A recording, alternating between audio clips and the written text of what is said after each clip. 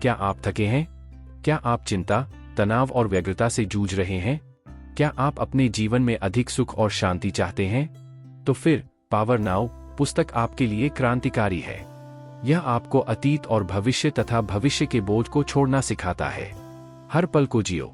आपके विचार और भावनाएं आपका जीवन बदल सकते हैं।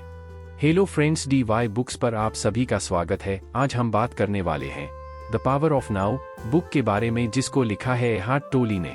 पुस्तक the power of now author की कहानी पर आधारित है, जिसमें उन्होंने बताया है कि एक समय ऐसा भी था जब वह अपने जीवन में पूरी तरह से अस्त व्यस्त थे। वह अपने जीवन में बिल्कुल भी खुश नहीं थे और भावनात्मक रूप से उदास थे। और इस बार उसके अंदर एक बहुत बड़ी भावना जाग उठी। एक परिवर्तन आया। उन्हें एहसास हुआ कि भविष्य और अतीत सब एक भ्रम है। वे वास्तविक हैं, केवल वर्तमान मौजूद है, अन्यथा बाकी सब कुछ एक भ्रम है। चैप्टर 1, आप अपना मन नहीं है। लेखक ऐसे विचार प्रस्तुत करता है जो पूरी किताब को आकार देते हैं। अपने मन को विचारों की एक सतत धारा के रूप में कल्पना करें। अधिकांश लोग इस विचारशील मन को पहचानते हैं और मानते हैं कि यही उनका वास्तविक स्वरूप है, लेकिन लेखक इस विचार को अस्वीकार करता है। वह हमसे पीछे हटने और बिना किसी निर्णय के अपने विचारों की जांच करने के लिए कहता है। जैसा कि आप देख सकते हैं, आप उन विचारों से कहीं अधिक हैं जो आपके दिमाग में चलते हैं। इसके बजाय आप चेतना हैं। आप ये विचार देखिए। कल्पना कीजिए कि आप उस पर बैठे हैं। नदी का किनारा और नदी का दृश्य, बहता पानी। तुम पानी नहीं हो, तुम हो, मैं इसे देखता हूँ। हंटर इस बात पर जोर देते हैं कि सच्चा आत्मविश्वास इस अंतर को पहचानने से आता है। मन एक उपयोगी उपकरण है। वह एक रेडियो की तरह है। यह विचारों की एक सतत धारा है। आप अपने विचारों और चिंताओं को प्रसारित करते हैं, लेकिन आप तय करते हैं कि कौन से स्टेशन पर प्रसारण करना है। ट्यून इन करें और सुने। इसका सीधा सा मतलब है कि आपका दिमाग अलग है और आप वास्तव में अलग हैं, और वे एक जैसे नहीं हैं। अगर आप इसे अच्छी तरह से समझ लेंगे तो आपको पता चल जाएगा कि अतीत और भविष्य दोनों ही भ्रम हैं। एकमात्र वास्तविकता वर्तमान क्षण है, और केवल इस वर्तमान क्षण में ही आप वास्तव में मौजूद हैं। इसलिए गहरी सांस लें और महसूस करें कि हवा आपके फेफड़ों में भर रही है। अपने शरीर में होने वाली संवेदनाओं पर ध्यान दें। आप केवल आप ही हैं, और जब आप इस क्षण को अपनाते हैं तो आप जीवन के सार को छू लेते हैं। याद रखें, आपका मन वहां नहीं है, आप उससे परे चेतना हैं, और इस चेतना में आंतरिक शांति और सच्ची खुशी की कुंजी निहित है। चैप्टर 2, कॉन्शियसनेस, दर्द से बाहर निकलने का रास्ता। चेतना ही वह चीज है जो हमें दर्द और पीड़ा के इस जाल से हमेशा के लिए मुक्त कर देगी। हम में से अधिकांश लोग भावनाओं और यादों का भारी बोझ लेकर चलते हैं। ये भावनाएं हमें दबाव में डाल सकती हैं और हमें पीड़ा पहुंचा सकती हैं। हमारी स्वतंत्रता वर्तमान क्षण में निहित है। कल्पना कीजिए कि आप कक्षा में बैठे हैं। अतीत कल के होमवर्क की तरह है और भविष्य कल की परीक्षा की तरह है, लेकिन अब आप सिर्फ अपने शिक्षक की बात सुन रहे हैं। हम जो सुनते हैं वह वर्तमान क्षण है। कभी कभी हमारा दिमाग बहुत व्यस्त रहता है। यह ऐसा है जैसे हमारे दिमाग में एक छोटी सी आवाज है जो लगातार बजती रहती है। यह आवाज विचार और भावनाएं हैं। तुम्हें पता है, तुम वैसे नहीं लगते, आप ही हैं जो इसे सुनते हैं। कल्पना करें कि आप बादलों वाले आकाश को देख रहे हैं। विचार इन बादलों की तरह हैं। वे आते हैं और चले जाते हैं। आपको उन्हें पकड़कर रखने की जरूरत नहीं है। अपने दिमाग में पुराने गाने बजाएं। इसे एक छोटे रेडियो के रूप में सोचें। वह हमेशा अतीत के बारे में बात करता रहता है या भविष्य की चिंता करता रहता है। लेकिन रहस्य यह है कि आप रेडियो नहीं हैं। आप ही हैं जो इसे बंद कर सकते हैं और जीवन का आनंद ले सकते हैं। वे चाहते हैं कि हम गहराई से समझें कि हमारे पास जो कुछ है वह अभी है। अतीत खत्म हो चुका है और भविष्य अभी तक नहीं आया है। इसीलिए आप अपने दोपहर के भोजन के हर हिस्से का आनंद लेते हैं। जब आप खेलते हैं तो कैसा महसूस होता है, उसका आनंद लें। अपने पैरों के नीचे घास को महसूस करें। यह असली जिंदगी है। जब हम वर्तमान क्षण का सम्मान करते हैं और उसे स्वीकार करते हैं तो हम दर्द और पीड़ा से मुक्त हो जाते हैं। यह एक अंधेरे कमरे से निकलकर सूरज की रोशनी में आने जैसा है। Chapter 3, moving deep into the now. कल्पना कीजिए कि आप एक शांत कमरे में बैठे हैं। हवा ठंडी हो जाती है और आपका दिमाग क्षण भर के लिए अपनी सामान्य बातचीत से मुक्त हो जाता है। वे अतीत के बारे में नहीं सोचते और भविष्य के बारे में चिंता नहीं करते। इसके बजाय आप वर्तमान क्षण में पूरी तरह से डूबे हुए हैं। इस अध्याय में अभी ताकत कैसे हासिल करें, टर्नर ऐसा करने के लिए कई तकनीकें सिखाता है, जिनमें से सबसे अच्छी है मानसिक जागरूकता। यह बताता है कि भुगतान करके हम अपने जीवन में अधिक शांति पा सकते हैं। Chapter 4 don't live in past and future. आपने शायद बहुत से ऐसे लोगों को देखा होगा जो केवल अतीत के बारे में सोचते हैं। वे हमेशा सोचते हैं कि अगर मैंने उस दिन ऐसा नहीं किया होता तो बेहतर होता। बहुत से लोग ऐसे होते हैं जो भविष्य को लेकर हमेशा चिंतित रहते हैं। मैं सोचता रहता हूं कि ऐसा होगा, अगर अच्छी नौकरी न मिलने पर ऐसा हो सकता है, तो सोचिए कि रिजल्ट के बाद रोने से फेल होने वाले छात्र को कोई मदद नहीं मिलेगी और वह इससे दूर नहीं हो पाएगा। अफसोस, और वह इस दुख से बच नहीं पाएगा। ऐसा कर पाएगा और इसलिए अपना जीवन अच्छे से नहीं जी पाएगा। इसलिए अतीत और भविष्य की टेंशन छोड़े और अभी जिएं, वर्तमान में जिएं। हम अक्सर अपनी भावनाओं से इतने भ्रमित हो जाते हैं कि हमें लगता है कि हम भी उन्हीं भावनाओं का अनुभव कर रहे हैं। इससे तनाव, चिंता और पीड़ा होती है। बिना किसी निर्णय के भावनाओं को देखें और अनुभव करें, यह जानते हुए कि वे अस्थायी हैं और आप उनसे अलग हैं। हमारे विचार लगातार हमें घेरे रहते हैं। हम उनसे इतने जुड़ जाते हैं कि वे हमें वर्तमान क्षण से दूर ले जाते हैं। आप मन के पर्यवेक्षक हैं। विचारों को आने और जाने दो, उन पर अटके मत रहो। वर्तमान क्षण में सचेत होकर जीना सच्ची शांति और खुशी का अनुभव करने का एक तरीका है। हंटर विभिन्न व्यायामों का सुझाव देते हैं, जैसे कि अपनी सांस और वर्तमान पर ध्यान केंद्रित करना। जो हो रहा है उसका अवलोकन करने से हमें वर्तमान में लौटने और गड़बड़ी को खत्म करने में मदद मिलती है। अगर आपको हमारी बुक समरी पसंद आ रही है तो DY बुक्स चैनल को सब्सक्राइब करना न भूलें। Chapter 5 the state of presence.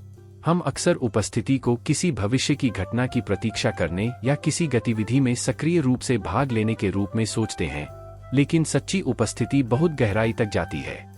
लेखक बताते हैं कि यह वर्तमान क्षण के बारे में पूरी तरह से जागरूक होने और उसमें डूबे रहने के बारे में है। जाना, यह विचारों, भावनाओं और इच्छाओं में खोए रहने के बजाय जो हो रहा है उसे बिना सोचे समझे स्वीकार करने के बारे में है। हम आम तौर पर प्रतीक्षा को समय की बर्बादी मानते हैं, लेकिन लेखक का कहना है कि यह विपरीत है। प्रतीक्षा का अर्थ भविष्य की प्रतीक्षा करना नहीं है। जब हम अपने विचारों और भावनाओं से इतने जुड़ जाते हैं कि हम बाहरी दुनिया की सुंदरता की पूरी तरह से सराहना नहीं कर पाते हैं, यह कठिन हो जाता है। लेकिन जब हम शांत होते हैं और वर्तमान क्षण में मौजूद होते हैं, तो हम मौजूद होते हैं। वे बाहरी दुनिया की खूबसूरती से पूरी तरह वाकिफ नहीं हैं। जिस प्रकार झील का शांत पानी उसकी गहराई को दर्शाता है, उसी प्रकार अस्तित्व की शांति हमें अपने चारों ओर की सुंदरता को देखने में मदद करती है।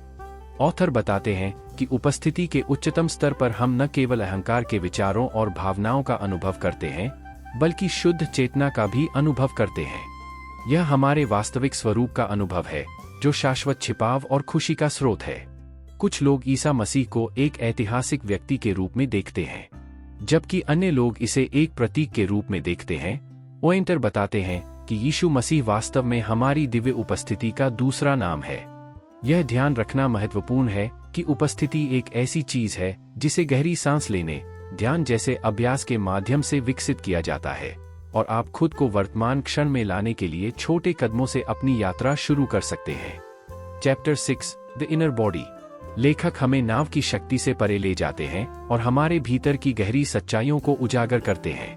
आपका आंतरिक शरीर, आपका गहनतम सो, हमें दिखाता है कि शब्दों और अवधारणाओं से परे कैसे जाएं और हमारे भीतर मौजूद अदृश्य वास्तविकता का अनुभव कैसे करें। एक सच्चे अस्तित्ववादी का मानना है कि यद्यपि हमारे शरीर और दिमाग अमर हैं, हमारे भीतर एक गहरा और स्थायी शाश्वत संगीत है जिसे हम अनुभव नहीं कर सकते हैं और हमें अनुभव नहीं करना चाहिए।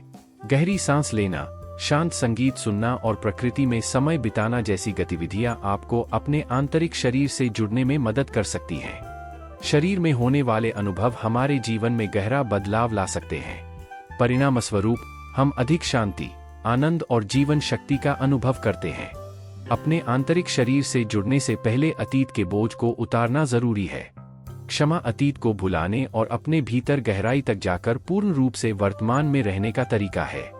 यह एक शांतिपूर्ण और शाश्वत स्थान है जो शब्दों और अवधारणाओं से परे है। यह आपका आंतरिक शरीर है। इस ऊर्जा को महसूस करो, इसे अपने भीतर बहने दो, इसे घटित होने दो। Chapter 7 portals into the unmanifested. ये वे दरवाजे हैं जो हमें मन से परे ले जाते हैं और हमें गहरी उपस्थिति और जागृति का अनुभव करने की अनुमति देते हैं। अव्यक्त का अर्थ है शाश्वत निराकार चेतना, जिसे हमारे भौतिक, संगीत, अस्तित्व के संदर्भ में समझाना मुश्किल है। डिफरेंट डोर्स की किताब उन चीजों के बारे में बात करती है जो हमें अव्यक्त तक पहुंचने में मदद कर सकती हैं, जैसे प्रकृति से जुड़ना, प्रकृति की सुंदरता का गहराई से अनुभव करना, मन का अवलोकन करना, आत्मनिर्णय के बिना हमारे विचारों और भावनाओं का निरीक्षण करना, शरीर के प्रति जागरूक होना, भुगतान करना, हमारे भौतिक शरीर पर ध्यान दें, संवेदनाएं, गहरी नींद, स्वप्नहीन नींद की स्थिति प्राप्त करना, कलात्मक अनुभव, कला को उसके रूप से परे ऊर्जा के रूप में महसूस करना, मौत का सामना होशपूर्वक करें, मृत्यु को वर्तमान क्षण के अव्यक्त अर्थ से जुड़ने के अवसर के रूप में देखें। सभी दरवाजे अंततः हमें वर्तमान क्षण तक ले जाते हैं, जहां अव्यक्त का अनुभव संभव है। सच्चा अव्यक्त स्व हमें हमारे वास्तविक रूप से परिचित कराता है, जो मन और अहंकार से परे है। हमारे चारों ओर मौजूद बाहरी दुनिया से परे अनंत शांति और शक्ति का एक आयाम है। इस अध्याय में वर्णित दरवाजे हमारे लिए खुल रहे हैं। आइए हम आपको वहां का रास्ता दिखाएं। अपने आप को प्रकृति में डुबोएं, अपने विचारों का निरीक्षण करें, अपने शरीर को महसूस करें, खुद को कला में खो दें और वर्तमान क्षण में पूरी तरह से मौजूद रहें। यह यात्रा आपको आपके वास्तविक स्वरूप, शाश्वत आनंद और शांति के स्रोत तक ले जाएगी। Chapter 8 inline relationships. इससे कोई फर्क नहीं पड़ता कि आपका रिश्ता क्या है, नाव पर रहने से यह बदल सकता है। इस पल पर पूरा ध्यान केंद्रित करें। अतीत के बोझ में मत डूबो और भविष्य की चिंता मत करो। जब रिश्ते गतिरोध पर पहुंच जाते हैं तो प्यार और नफरत का चक्र उन्हें नुकसान पहुंचाता है। इस चक्र से बाहर निकलने के लिए अपने भीतर शांति ढूंढें और बिना शर्त प्यार करें। हम रिश्तों के माध्यम से अपनी गलतियों को सुधारने की कोशिश करते हैं, लेकिन यह एक लत बन जाती है। इससे बचने के लिए अपने भीतर अनुभव करें और अपनी चेतना के माध्यम से पूर्णता के लिए प्रयास करें। दूसरों के साथ संबंध बनाए रखना आत्मज्ञान का मार्ग है। दूसरों को बदलने की कोशिश करना बंद करें और खुद को बदलने पर ध्यान केंद्रित करें। अपने रिश्तों को करुणा और स्वीकृति के साथ पोषित करें। लेखक का मानना है कि महिलाएं पुरुषों की तुलना में भावनात्मक रूप से अधिक निर्भर होती हैं। आत्मज्ञान का मार्ग आसान हो जाता है। यह पुस्तक उस सामूहिक पीड़ा को संदर्भित करती है जिसका महिलाओं को सामाजिक सांस्कृतिक कारणों से सामना करना पड़ता है। इस स्थिति से बाहर निकलने के लिए महिलाओं को खुद को और एक दूसरे को स्वीकार करना होगा। हमें एक दूसरे को माफ कर देना चाहिए। मैं यह नहीं कह रही हूं कि महिलाओं को खुद से दूरी बना लेनी चाहिए। खुद को लोगों से अलग कर लें, लेकिन आपको खुद को अपने अहंकार से अलग करना होगा। हम अलगाव की बात कर रहे हैं। स्वयं को बिना किसी शर्त के स्वीकार करें और बिना अपेक्षाओं के दूसरों से जुड़े। अपने रिश्तों को बेहतर बनाने के लिए एक ही बर्तन में रहें और शांति और बिना शर्त प्यार पाएं। रिश्ते हमारी खामियों की भरपाई करने का एक साधन है, लेकिन वे आत्मज्ञान का मार्ग भी हैं। आकृतियों को देखना और दूसरों को बदलने की कोशिश करना बंद करें और खुद को बदलने पर ध्यान केंद्रित करें। इसे करें। महिलाओं को आत्मज्ञान के लिए अपनी क्षमता का एहसास करना चाहिए और सामूहिक पीड़ा से उभरना चाहिए। अंततः यह स्वस्थ संबंध बनाने के बारे में है। आपका खुद के साथ रिश्ता एक खुशहाल रिश्ते की नींव है। Chapter 9 beyond happiness and unhappiness there is peace. Chapter 9 में लेखक हमें सुख और दुख से परे शांति की ओर ले जाता है। यह जीवन और अस्तित्व की गहरी सच्चाइयों को उजागर करता है। ये उस समय की भावनाएं हैं। सच्ची शांति हमारे भीतर है। अच्छाई और बुराई से परे जाओ, द्वंद्व पर विजय पाओ और जियो। जीवन के उच्च अर्थ को समझें जो हमारे व्यक्तिगत हितों से ऊपर है। अपने जीवन के नाटक को समाप्त करें। मानसिक कहानियों और नाटकों से दूर रहें। वर्तमान में उपस्थित रहें। अनित्यता को अपनाओ, सब कुछ बदल जाता है। इस सत्य को स्वीकार करें और जीवन के प्रवाह के साथ चलें। अंत का प्रयोग करें। नकारात्मकता को त्यागें। नकारात्मक को स्वीकार करें। इससे सीखें और इसे जाने दें। करुणा के स्वरूप। करुणा सिर्फ दया से कहीं अधिक है। यह एक गहरा संबंध और समझ है। एक और हकीकत की राह पर। वर्तमान क्षण के प्रति जागरूक होकर हम वास्तविकता के दूसरे आयाम का अनुभव कर सकते हैं। कभी सुख तो कभी दुख आता ही रहता है। मन की गहराई में सच्ची शांति है। अपने जीवन को कहानियों और नाटक से मुक्त करें। सब कुछ बदलता है। इसे स्वीकार करें और प्रवाह के साथ चलें। सीखें और नकारात्मकता को त्यागें। वर्तमान क्षण में उपस्थित रहकर दूसरों के प्रति गहरी करुणा विकसित करें। आप एक अलग वास्तविकता का अनुभव कर सकते हैं। Chapter 10 the meaning of surrender. Surrender का अर्थ है वर्तमान क्षण को स्वीकार करना और स्थिति के प्रति किसी भी प्रतिरोध, विचार या भावना को त्याग देना। यह अहंकार पर नियंत्रण छोड़ने और आंतरिक शांति पाने का एक तरीका है। मन से आध्यात्मिक ऊर्जा के प्रति समर्पण का अर्थ है मन की अशांत ऊर्जाओं से परे जाना और शांत होकर स्थिर आध्यात्मिक ऊर्जाओं से जुड़ना। रिश्तों में प्रतिबद्धता। स्वस्थ रिश्तों के लिए प्रतिबद्धता जरूरी है। यह दूसरों को बदल देता है। इसका अर्थ है उन्हें वैसे ही स्वीकार करना जैसे वे हैं और उनकी प्रतिक्रियाएं चुनना, बजाय उन्हें बदलने की कोशिश करने के। बीमारी, आंतरिक परिवर्तन और आत्मज्ञान के बारे में ज्ञान को एक अवसर के रूप में देखें। भक्ति के माध्यम से हम बीमारी को दुख से मुक्ति का द्वार बना सकते हैं। दुख में शांति खोजें। दर्द को अस्वीकार करने या उससे लड़ने के बजाय हम इसे स्वीकार करते हैं और इसका गहराई से अनुभव करते हैं, जो हमें इससे मुक्त करता है। समर्पण के माध्यम से हम दर्द को शांति और करुणा के स्रोत में बदल सकते हैं। पसंद की शक्ति। हमें हमेशा चुनने का अधिकार है। हम चुन सकते हैं कि स्थितियों पर कैसे प्रतिक्रिया देनी है, चाहे वे कितनी भी कठिन क्यों न हो। समर्पण का अर्थ निष्क्रियता नहीं है। यह जीवन के प्रवाह के प्रति जागरूकता और स्वीकृति में जीने का एक अवसर है। इसका विरोध करने के बजाय इसके साथ तैरने का साहस रखें। यही सच्ची भक्ति है। यह आपको आंतरिक शांति, अधिक स्पष्टता और जीवन की चुनौतियों का सामना करने की नई ताकत देगा। याद रखें, आपके पास हमेशा चुनने का अधिकार है। अब वर्तमान क्षण को स्वीकार करने और समर्पण के मार्ग पर चलने का निर्णय लें। तो फ्रेंड्स, आज की बुक समरी आपको कैसी लगी कमेंट करके जरूर बताएं, और आपको कोई बुक समरी सुननी है तो हमें जरूर बताएं। समरी एंड तक सुनने के लिए आपका धन्यवाद।